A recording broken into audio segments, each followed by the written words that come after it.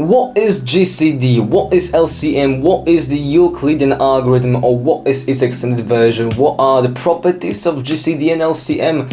What are things like Bezout's lemma and stuff like this? Well, ladies and gentlemen, we will cover everything today. Welcome to the introductory video to the number theory course.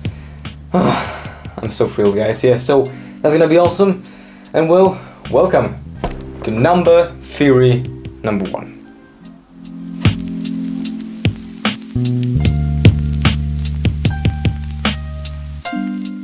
So the GCD, or the greatest common divisor, is the greatest factor that we can, well, factor out of some numbers. Well, so for example, the GCD of maybe 8 and 6 will be a 2, of maybe 12 and 8 will be a 4, of 10 and 5 will be a 5, and so on and so forth.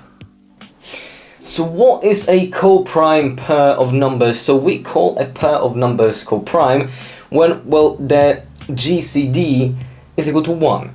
So for example, every single pair of primes is co-prime, and also, well, every single composite number and a prime that does not divide it is co-prime. So for example, maybe 7 and 22, maybe 3 and 5, and so on and so forth. So how do you find the greatest common divisor of some numbers? Well, you see, for small numbers, it is not that hard. I mean, you just go kind of a trial and error. The, well, problems start to appear when you start to deal with bigger numbers. But fortunately, there is a method for dealing with such a numbers, with such a pairs of numbers.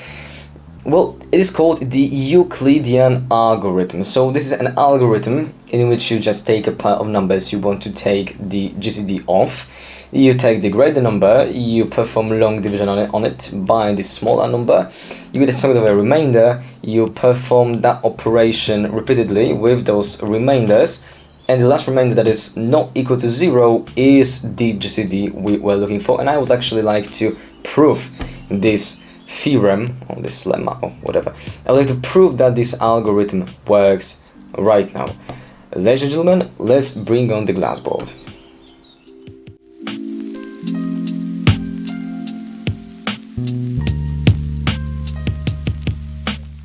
We would like to prove Euclid's lemma right now, but well, we are gonna be in a real need of one lemma that I would like to prove right now. So the first lemma is gonna be something like this: if D is the GCD of A and B, some natural numbers and some integers A and B, then D is also the GCD of A and B plus A times some kind of a natural number. Let's call it n. Yeah.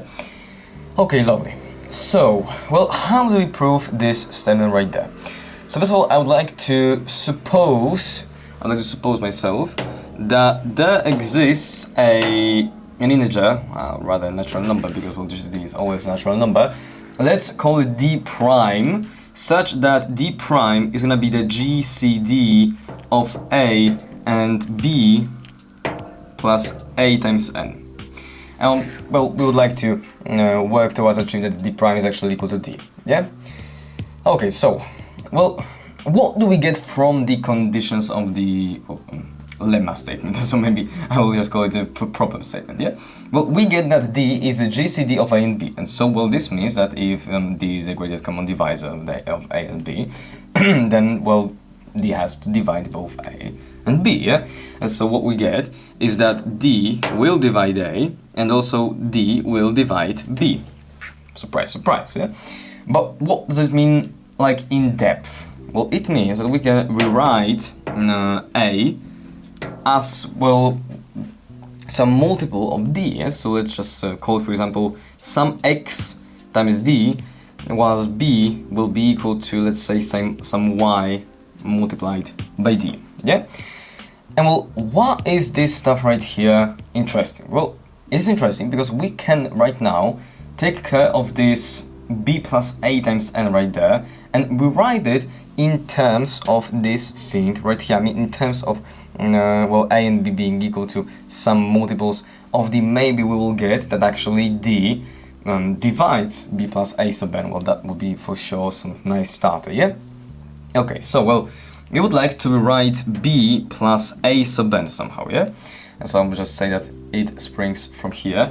So b plus a sub n, not a sub n, a times n, will be expressible as, well, b is y times d, so y times d, plus a sub n, well, a times n, so a is x times d times n, well, it's x times d times n, so x d n. Oh, well, that's actually pretty nice, because it means that we can just factor out d from here, getting y plus some x multiplied by n, and so this means that, well, d will actually divide b plus a n. That's absolutely lovely for sure.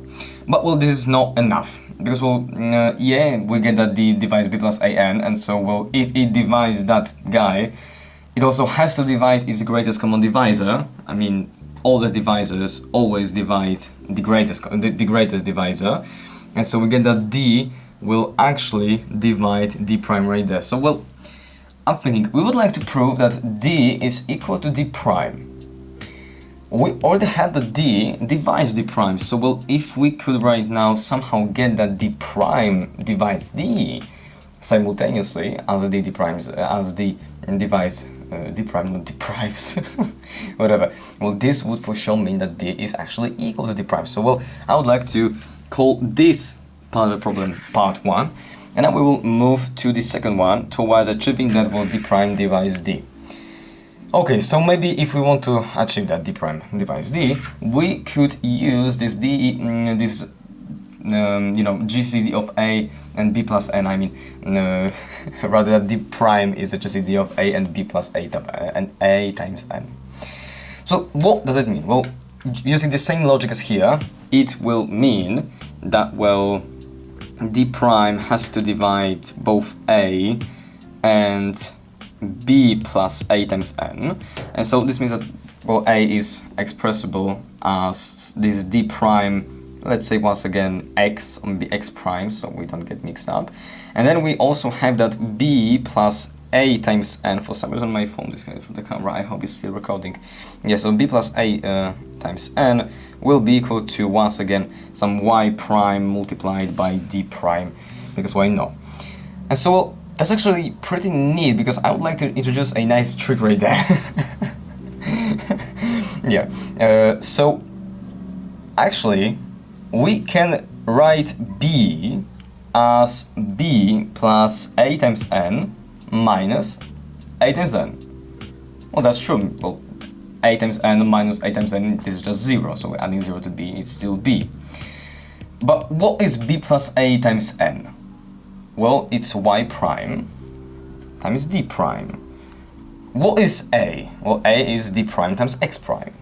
Okay, d prime times x prime, but we have to multiply this a by n. Well, so we do it, so we multiply by n. And so, well, whoa, it actually means that d prime, we can just go and factor it out from expression that is equal to b. And so it means that d prime will actually divide b. Well, if it divides b, it also has to divide its greatest divisor, and so d prime divides d itself without the prime. And so, well, if d divides d prime and d prime divides in they both natural numbers, what it actually will mean is that d is equal to d prime. And so what we got is that if d is the greatest common divisor of a and b, then d is also the greatest common divisor of a and b plus, well, some kind of an n multiplied by that a. And now we can move on with this proof in mind, with this lemma in mind, to the proof of the Euclidean algorithm.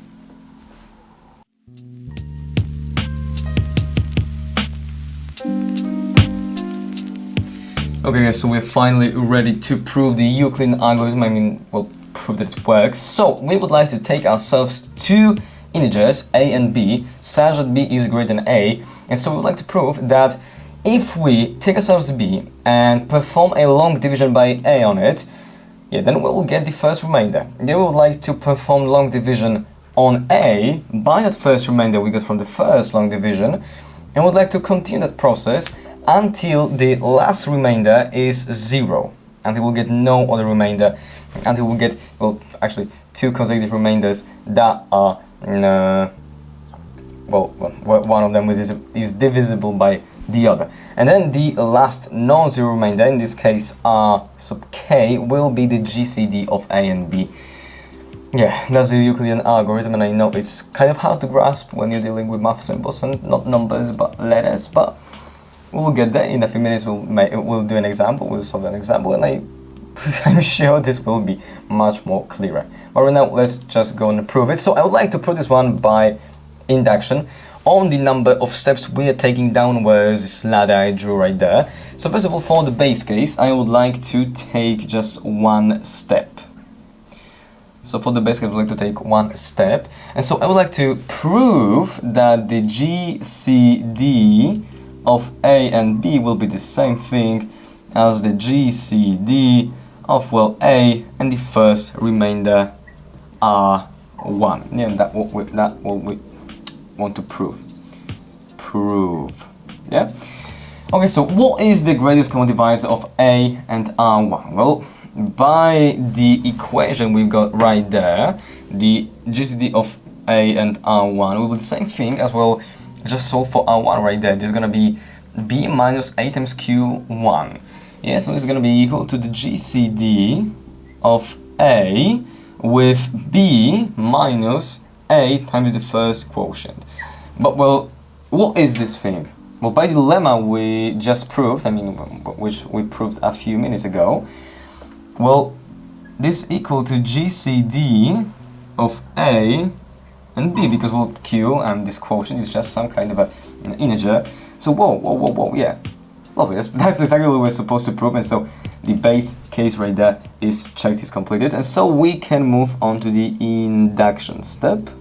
And so first of all, I would like to make an assumption right there. So I would like to assume that after k steps, the GCD of AB will be equal to the GCD of the kth and the k plus first remainder. Yeah, so we are going k steps downwards, this ladder I drew right there. So I would like to assume that the greatest common divisor of A and B right there, and this A is too small, I think, yeah, is going to be equal to the greatest common divisor of the kth and the k plus first remainder right there, which is perfect. So that's the assumption. Now we would like to perform the induction step itself, which is, well, we would like to take ourselves that kth, well, we walked k steps down this ladder, and we would like to prove that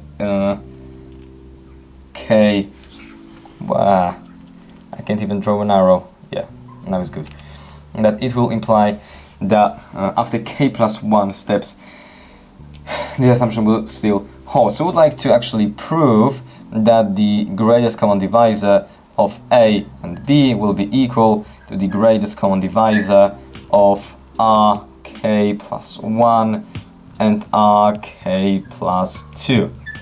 Perfect. So how are we supposed to prove this thing right there? Well, let me maybe make some space by erasing the statement I'm supposed to prove. Yeah. So let's think of what is the greatest common divisor of the kth and the k plus of the k plus first and the k plus second remainder. Well, I mean, what is the r k plus second remainder? Well, if we continued this thing right there, yeah, what we would get is that the r sub k plus 2 would be for sure equal to, well, just subtract 2, so it's going to be rk, yeah, rk, minus some quotient, so quotient, I guess it will be the k plus second quotient, multiplied by rk plus 1. It looks like a mu, not a k, yeah, now it's better. And so we can just go and plug this thing here into this GCD, do well the same trick as we did in the base case actually. I'm gonna be honest with you here. So what we're gonna get is that it's gonna be equal to the GCD of, well, R sub k plus 1 and, well, RK minus the k plus second quotient multiplied by R sub k plus 1. But, well, by the lemma we proved earlier, what is this stuff right there equal to? To the GCD of R sub k plus 1 and R sub k. And, well, ladies and gentlemen, this is exactly what we have right here, and so we can just go on and say that this thing will be indeed equal to the GCD of A and B. And so perfect. At some point the GCD will be just another remainder, and so that remainder will be the GCD of A and B, and that's a proof of Euclid's, not lemma, of Euclidean algorithm. Now let's do an example. So there exists a beautiful theorem called Bézout's theorem. I really hope I'm pronouncing it correctly, like I really do. It states that for every single pair of integers, a and b, there will exist another pair of integers, let's say x and y, such that a times x plus b times y, let's say, will be equal to the greatest common divisor of a and b. This theorem will be really useful, especially in the next video on prime numbers. And, well, I'm not gonna be proving it in this video because it's just a bunch of ring theory. However, I would like to show you guys the way of finding such an x and such a y for every single a and b out there, using so-called extended Euclidean algorithm. And so, ladies and gentlemen, let's bring on the glassboard again and let's do an example.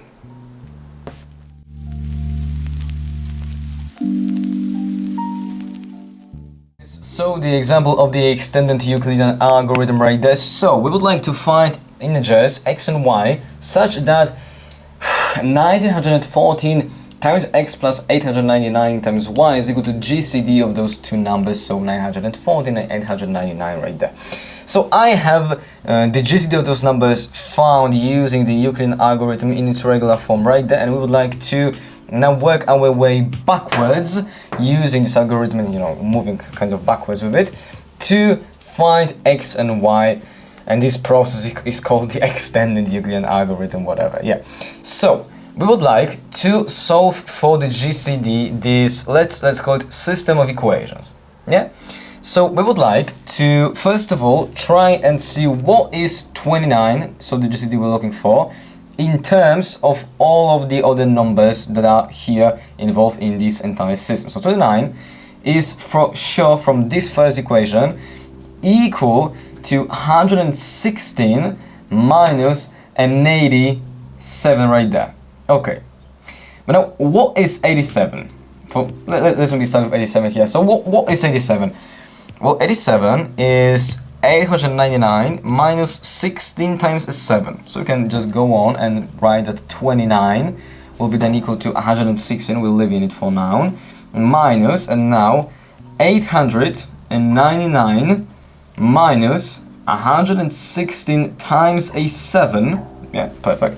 Now 29 is equal to, well, that's gonna be 8 times 116 minus an 899 right there. So now what is 116 in terms of all of the other numbers that are here in the system? Well, 116, that's gonna be a 1914 minus 899 times 2. Well, that's perfect. So let's just go on and plug this stuff here into our equation. We're gonna get 8 multiplied by 1914 minus 8 times 899 times 2 right there, and minus 899.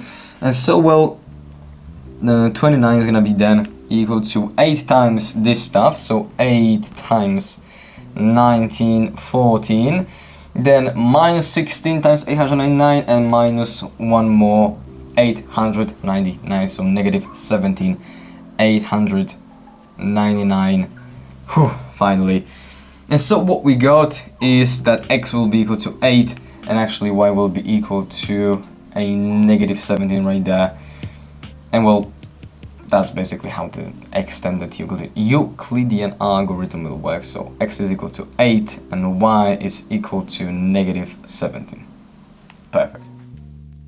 What is LCM? So the least common multiple is just the smallest number that all of the given numbers divide. So for example, the LCM of 4 and 6 will be 12, the LCM of 5 and 10 will be a 10, the LCM of 10, 20 and 30 will be a 30, and so on and so forth.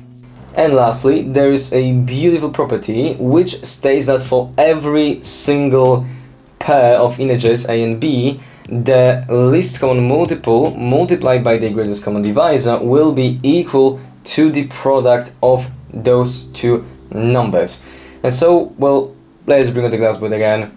Let's do this one because it's absolutely lovely, and it's finished.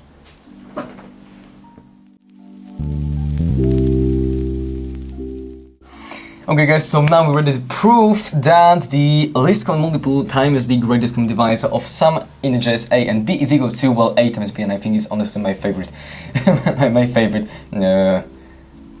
property of number theory. I mean, my favorite property of LCM and GCD altogether. So I would like to use, in order to prove this theorem right there, so-called fundamental theorem of arithmetic, which actually we will be taking a deep look at in the next video, where we'll be gonna proving it. But you know, let me tell you guys a secret right there. So it states that every single number out there is expressible as a unique product of prime numbers in certain powers. So for example, let me for example take a number 28, because it's just a nice number. So this is going to be expressible as, let's say, 14 as times 2, which is equal to 7 times 2 times 2, which is actually 7 times 2 to the power of 2. Is actually a unique representation right there, up to permutation at least, yeah?